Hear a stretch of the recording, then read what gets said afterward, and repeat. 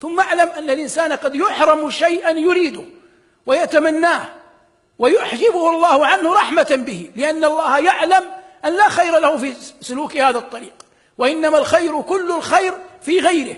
فأنت اجعل رضاك بقدر ربك، استخر الله، شاور خلقه العقلاء من خلقه وتوكل عليه تبارك اسمه وجل ثناؤه، واعلم أن الله لن يخيبك. ربنا عز وجل يقول: فخرج على قومه، يقصد قارون، في زينته، أي في كامل زينته. قال الذين يريدون الحياة الدنيا يا ليت لنا مثل ما أوتي قارون. الآن يدعون ربهم: يا ليت لنا مثل ما أوتي قارون إنه لذو حظ عظيم.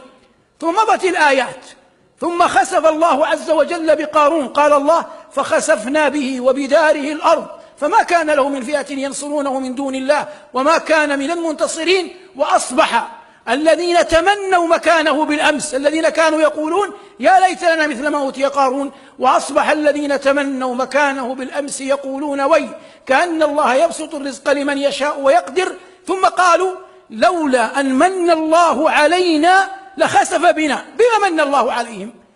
الآن الله لم يعطيهم سؤلهم، من الله عليهم أنه لم يستجب دعاءهم. لو استجاب الله دعاءهم لخسف بهم كما خسف بمن؟ بقارون، لكن الله نجاهم. فقالوا يثنون على ربهم لولا أن من الله علينا لخسف بنا. فالإنسان وحين يطلب شيئا يظن أن فلاحه فيه، والفلاح كله في أن يغيب عنه. ولذلك هذا من أعظم ما يجنيه المرء من التوكل، أنت لا تدري أين الخير. إخوة يوسف مكروا به، خدعوا، عقوا أباهم، آذوا أخاهم، ألقوه في غيابة الجب، تركوه. هم يريدون إيذاء. هذا الصنيع نفسه الذي صنعه إخوة يوسف هو الذي أراده الله. الكيد من إخوة يوسف هو إحسان من الله ليوسف، لأنه بهذا سيصل إلى عرش مصر. بطرد إخوته له سيصل إلى عرش مصر. فانظر ماذا أراد الإخوة وماذا أراد الله. ووقع الذي أراد الله عن طريق الإخوة أنفسهم. يظنون أنهم تخلصوا من يوسف، يخلو لكم وجه أبيكم وتكونوا من بعده قوما صالحين. لكن كذلك يستفاد، وهذا من أعظم ما ينبغي أن تعلمه في حياتك: ما عند الله لا يمكن أن يناله المرء بمعصيته. ما عند الله لا يكون إلا بالطاعة.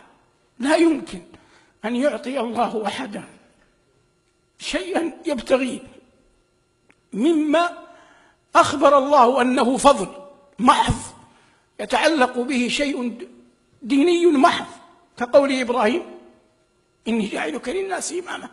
فهذا لا يمكن أن يناله أحد بمعصية الله. ما عند الله إنما يطلب بطاعته. لا يظنن أحد أنه يمكن أن ينال أمرا دنيوي دينيا محضا ذكره الله أنه ذا فضل وذا شيء يضاف إلى رب العزة تشريفا يمكن أن يناله أحد بمعصية الله. هذا محال.